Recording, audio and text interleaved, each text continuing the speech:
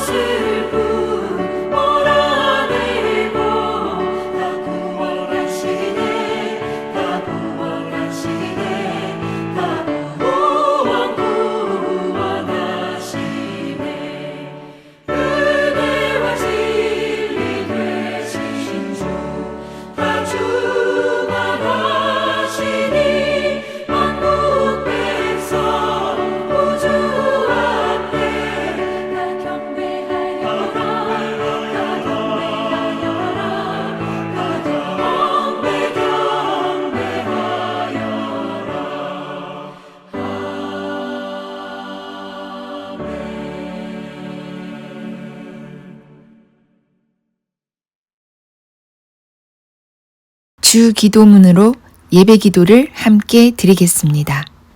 하늘에 계신 우리 아버지여, 이름이 거룩히 여김을 받으시오며 나라가 임하시오며 뜻이 하늘에서 이루어진 것 같이 땅에서도 이루어지이다.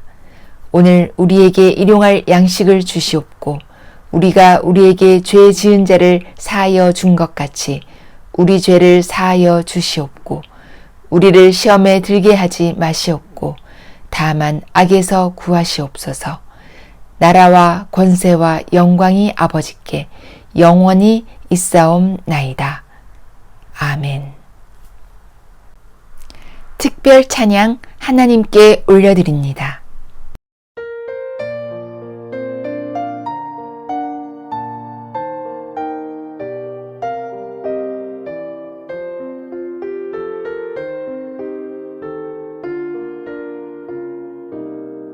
유대 땅 언덕에 목동이 서 있네. 소망이 사라진 곳에 향해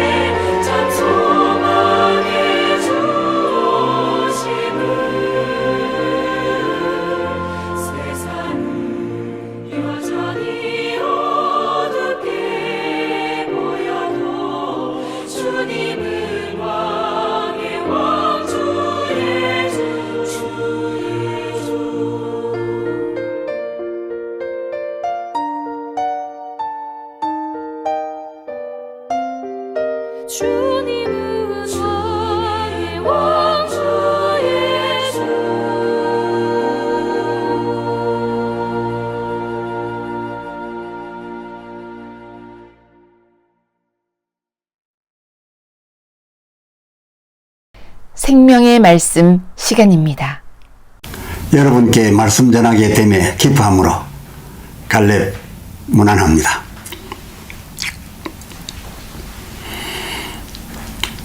시리즈 주제명은 예수 임마누엘 이름입니다. 오늘의 제목은 처녀가 잉태한 아들 임마누엘, 그 본문 봉독하겠습니다. 이사야 7장 14절과 그리고 또 마태 1장 22절로 23절 읽겠습니다. 그러므로 주께서 친히 징조로 너희에게 주실 것이라. 보라, 처녀가 잉태하여 아들을 낳을 것이요 그 이름을 임마누엘이라 하리라. 마태복음 1장 22. 이 모든 일에 된 것은 주께서 선지자로 하신 말씀을 이루려 하심이니 가라사대, 보라, 처녀가 잉태하여 아들을 낳을 것이요 그 이름은 임마누엘이라 하리라 하셨으니, 이를 번역한 즉 하나님이 우리와 함께 계시다 함이라. 아멘. 오늘 이 첫 편은 시리즈 오프닝입니다. 징조에서도 이사야 7장 14절 처녀가 아들을 낳으리니, 또 이에 의하여 그 이루어짐에 마태복음 1장 23절도 처녀가 잉태하여 아들을 낳게 된, 이거야말로 처녀가 아들을 낳는다라고 하는, 그리고 낳았다라고 하는 이 일이 얼마나 쇼킹하였던지, 마리아가 동정녀였음에 대하여 의미 부여를 많이 하게 되고, 또 누가복음 11장 27절에는 그를 벤 태와 먹인 젖이 복되도다 하고, 그녀를 통해서 육신으로 오신 그 예수님의 몸의 인신, 그리고 그 탄생지, 그러니까 베들레헴이죠. 그리고 또 그를 부르게 된 그 이름 예수에 대하여, 예수님에 대하여 우리들의 관심이 쏠려 있습니다. 다시 말씀드려서 처녀가 아들을 낳으리니에 의해서 이루어진 그 일이 하도 쇼킹한 일이어서 그의 탄생 주변에 관한 모든 일들에 우리의 관심이 쏠려 있어서 오늘 날도 성탄 우리는 큰 의미 부여하고 있습니다. 그런데 우리들의 이러한 무게중심에 비하여 하나님의 무게중심은 달랐다는 겁니다. 징조를 더 세밀히 관찰해서 살펴보면 하나님께서 두신 무게의 중심은 그의 몸으로 나신 일이나 성자적 인격, 또 그를 부를 때 쓰는 고유명사, 그러니까 큰 개념 없이, 개념의 의미 없이 그를 부를, 그에게만 주어진 그 부를 때 쓰는 이름, 거기에 머물러 있지 아니하고, 우리들처럼 거기에만 머물러 있지 아니하고, 하나님의 무게중심은 우리들의 거기에서 훨씬 더 나아가서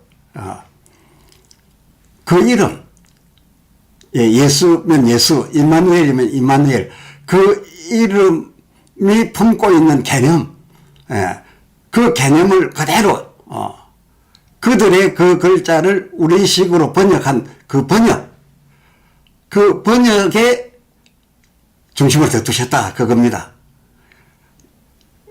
그 징조, 예수의 나심에 대한 징조가 그렇게 되어 있음을 앞으로 이제 찾아서 설명해 드릴 것입니다. 근데 그 번역의 내용은 무엇이냐?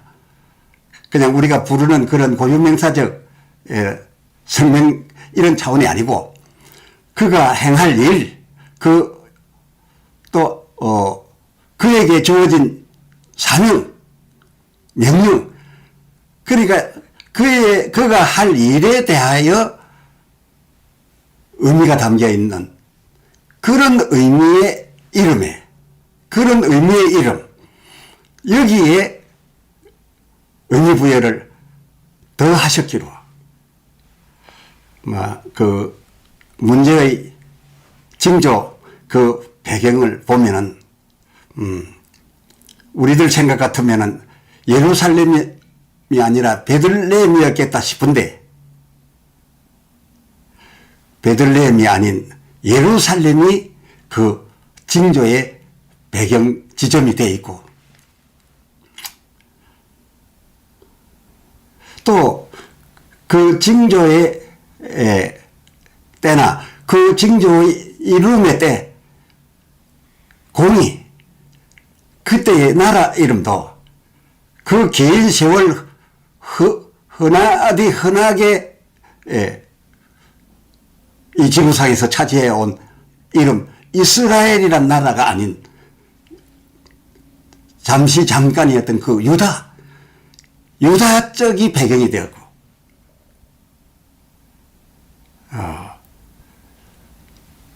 임마누엘, 예수, 이 두 분에 대한 이름, 우리가 예수님 하는 그런 개념에 그에게 주어진 부를 이름에 의미가 주어져 있는 것이 아니라 이 두 번역이 갖고 있는 일을 위한, 또 그 일이 있은 십자가의 죽음과 보혜사 성령 임재, 그러니까 임마누엘의 개념, 예수의 개념, 그 번역 속에 담긴 그 일은 예루살렘에 있었고, 그 마지막, 생의 마지막 때에 있었으니까, 그 일이 예수의 죽음과 예수의 역할로는 그의 죽으심과, 그리고 임마누엘 이름 개념의 역할을 할 보혜사 성령 임재, 그래서 하나님이 영원히 우리와 함께 계시다 하심도 33년 예수님 그 전 생애가 아니라 그 끝자락 오순 안에 있었고, 징조가 가리킨 바가 그렇다 그겁니다. 하나님이 처녀가 아들을 낳으리니 하여 나신 우리에게 나게 하여 보내신 그 아들에 대한 하나님의 주안점은 예수의 33년 그 끝자락 50일 안에, 장소는 예루살렘, 나라는 유다이라고 할 때였었다 그겁니다. 그러면 어찌하여 징조에 의한 그 이사야 7장 14절 처녀 잉태 아들을 두고 우리가 그 무게 중심을 탄생과 성육신에 더 두게 되었는지와, 우리들의 무게 중심은 탄생 배경에 성탄, 지금까지도 예수님에 관한 절기 가운데 가장 비중을 두고 지키고 있는 예수님의 탄생, 그 성육신과 그 지경에 더 비중을 두게 되었는지와, 처녀의 잉태 하면 마리아, 예수의 어머니 마리아 다만, 마리아만 홀로. 그리고 이 역사 속에 처녀가 잉태하여 아들을 낳은 경우는 마리아 오로지 일뿐이다 라고 여기게 됐는지를 살펴드리려 합니다. 마태가 그의 1장 18절 예수 그리스도의 나심은 이러하니라로부터 시작해가지고서 그 25절, 예, 1장 25절 하반절, 이름을 예수라 하니라까지, 이름을 예수라 하니라까지, 그 예수님의 동정 전혀 탄생 전반에 관하여, 잘 기록하였습니다. 사실 그대로를요. 그렇게 기술을 잘 해 나갔는데, 이 1장 1절부터 23절 이 기록 사이에 그 22절과 23절 이 모든 일에 된 것은 그러니까 예수 그리스도의 나심에 관하여 쭉 기술한 그 내용, 이 모든 일에 된 것은 주께서 선지자로 하신 말씀을 이루려 하심이니 가라사대. 23절 보라 처녀가 잉태하여 아들을 낳을 것이요 그 이름을 임마누엘이라 하리라 함이라 라고 하는 이 자기 나름의 견해, 오늘로 말하면 주석이라 할 수 있겠죠. 이 자기 주석을 예수 그리스도의 나심은 이러하니라부터 시작하여 쭉 사실 그대로를 적어가다가 이 두 구절을 자기 주석으로 해서 뭔가 도움을 주려고 그랬는지 거기다 끼워 넣고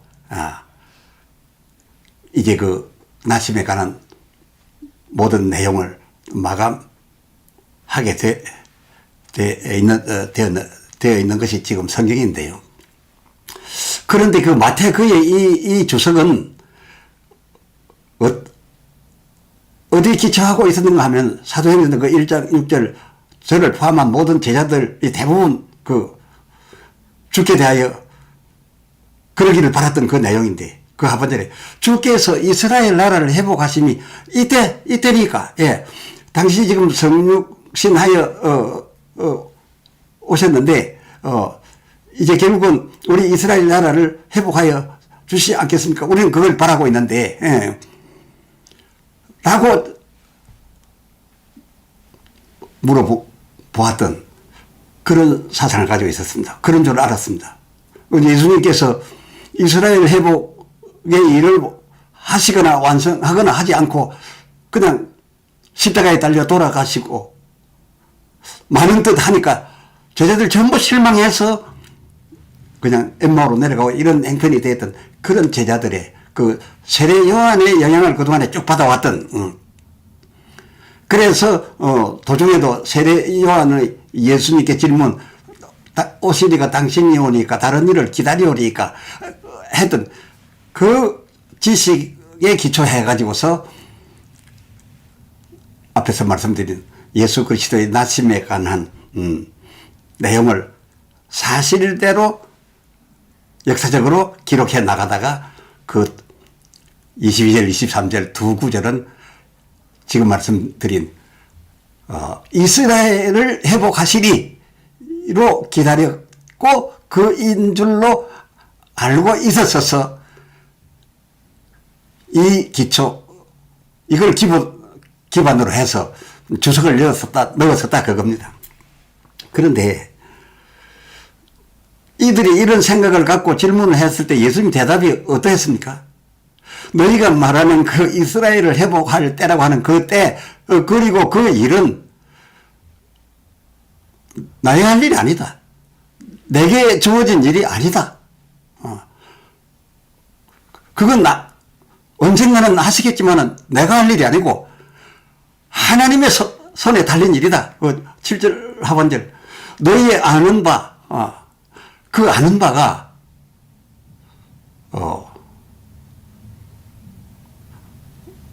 나라고 생각하는데, 너희의 아는 바 그이는 내가 아니다. 라는 판단을 내려주셨댔지 뭡니까? 알고 계시지 않습니까? 그러니까, 마태가 인용하여, 삽입에 넣은 그 주석, 곧 그 7장 14절 그 선지자의 말, 임마누엘 이름 번역이 말하는 그 상황, 임마누엘의 개념은 무엇입니까? 하나님은 그 개념의 개념에 열정을 두고 예수의 일을 이루어 가셨는데 그 개념이 무엇이옵니까? 바로 번역이었습니다. 문자 그대로 번역이 무엇입니까? 하나님이 우리와 함께 계시다. 그러니까 하나님이 우리와 함께 계시는 이스라엘 회복, 완전 승리. 하나님이 우리와 함께 하시사 이제 이 지구촌에서, 이 지구에서 우리나라를 가장 제1의 나라로, 온 세계를 주장하는 나라로 만들 것이다. 그리고 온 세계를 이스라엘화 할 것이다. 라고 기다려 오던 바. 그 일을 기초로 하고서 이 모든 일에 된 것이, 이 징조에 말한 그것이 이루어지는 것이다. 라고 또 이루어진 것이다. 라고 써 넣었던 것이고, 그래서 우리는 그의 탄생에 대하여 의미부여를 더하고 있게 된 것인데, 하나님께서는 그 이사야서에 예수 그리스도의 하실 일 징조, 그 징조에서 말한 바 그 이룰 지점 이전에 그 이룰 지점, 그러니까 이스라엘이 회복되고 하나님이 저희와 함께 계셔서 온 세상을 지배하게 될 것이고 온 세상에 이스라엘이 알려질 것이다 라고 하는 예수로 말미암은 이 지점을 위하여는 그보다 먼저 비록 저 유대인들이 그렇게 바라고 있었지만은 징조의 예수님이 오시면 이 예수님으로 말미암아 이스라엘이 회복되고 온 세상에 그 이름이 알려질 것이라고 기대했던 그 일을 완성하기 위해서, 그 일을 이루기 위해서는 그보다 먼저 그 예수가 해야 될 일이 있었다 그겁니다. 그것은 지금 동정녀 마리아에게서 나신 육신을 가진 이 예수가 할 일이었는데 그에게 주어진 이름이 무엇이었습니까? 이름을 예수라 하라 그랬어요.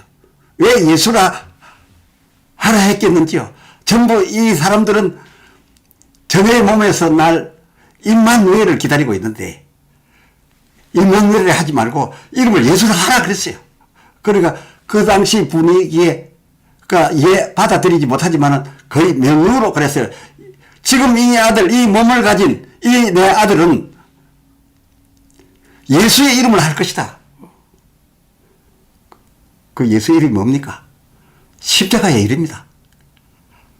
자기 백성을 저희 죄에서 구원하는 일, 이것이 번역의 원어가 예수입니다. 예수. 이 예수 이름으로서 너희를 구속하는 일, 예수를 다 하고 난 후에, 예수 이름을 다 한 후에 그가 내게 오를 것이요. 그가 오르면 그의 구함에 따라 내가 그를 전에 몸으로 보내던 그때와는 달리 또 다른 보혜사로 예수 너희가 맞이하는 이 몸 처녀 탄생 이 아들을 이제는 또 다른 보혜사로 예수로가 아닌 또 다른 보혜사로 예수 할 일을 위하여 보내는 것이 아니라 너희와 내가 항상 함께 계신 이것을 이루기 위한 그야말로 임마누엘을 하기 위한 또 다른 보혜사로 너희에게 가게 될 것이고 그가 너희에게 오심에 이루어질 하나님 나라, 이 하나님 나라 회복 지점, 그리고 그 회복의 때 언제 했다고요? 유다라 이름하고 유다만 남았을 적이었고 장소는 어디였다고요? 예루살렘이었고 그 이루어질 기간은 얼마였다고요? 예수의 33년 혹은 복음의 3년 다 중요하지만은 그 결과적 핵심 지점은 마지막 오순 50일 안에 이루어질 그의 십자가와 그의 보혜사로 다시 오신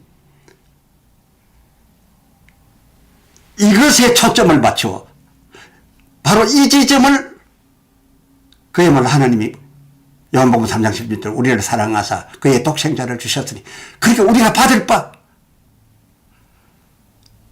그리고 하나님과 땅에서 성공할 바 하나님 나라 이것을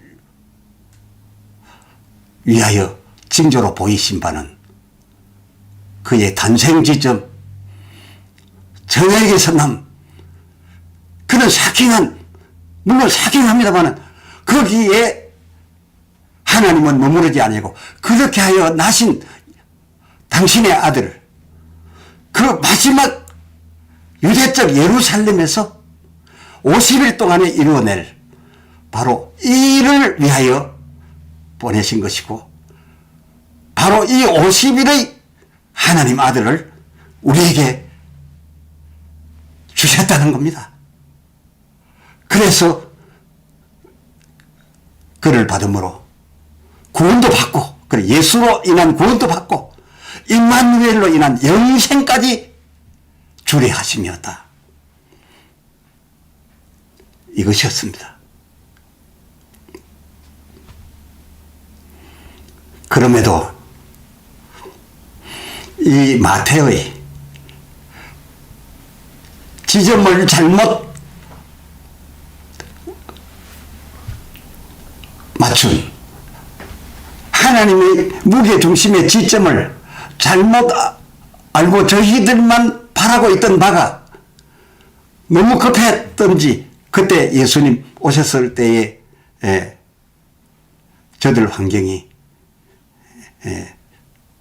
그 예수님으로 하여금 십자가 예수 이건 받아들이려 하지 아니하고 그저 임마누엘의 예수만 이기를 바랐던 관계로 예수 그리스도의 나심은 이러하니라부터 그 이름을 예수라 하니라까지의 사이에 이 저들의 지점 잘못 선택한 이 다른 지점이 더 다른 중요 지점이 예수님의 중요 지점이 빠지고 처음 출생 지점에다가 끼워둔 것으로서 오늘날 우리가 생각하는 예수님 나심의 중요도 그 중요도가 되지 않았나. 예수님의 성탄, 탄생 바로 그 부분이 우리의 중점이 되어서 우리 성탄은 하고 있는데 진정 하나님이 주시려 했고 또 우리가 받아야만 구원받고 영생할 그 예수의 마지막 지점 정말 그 예수를 보내기 전에 징조로서 하나님이 중요하게 여겼던 예수님의 그 마지막 지점에 대하여는 우리가 어쩌면 아멘으로 내 안에 받아들여 놓지 못함이 아닌가 생각이 됩니다. 이런 문제들을 이어지는 시간으로 자세히 살펴드리겠습니다. 감사합니다. 찬송 부르시겠습니다.